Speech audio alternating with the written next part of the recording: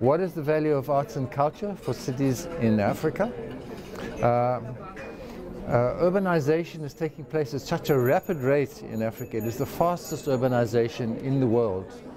And one of the important areas for consideration is the value of arts and culture.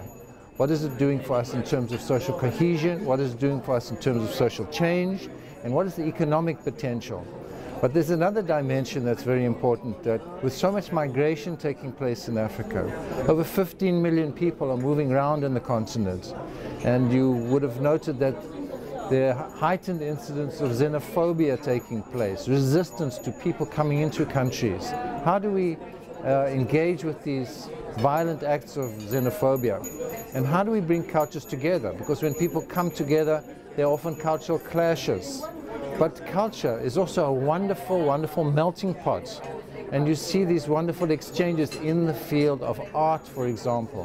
When you hear music from another culture, that breaks down your bias against that culture.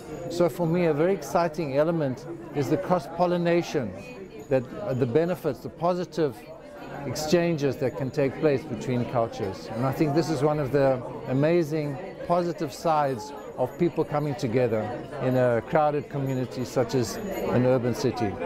The informal settlements are really a problem and a challenge to the development and the management of urbanization.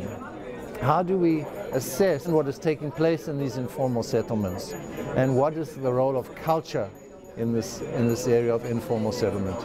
So I would just like to flag those as two important issues in going forward, to understand how we would cope with the informal settlements and the increasing accommodation of new migrants from other countries into our different cities across the continent.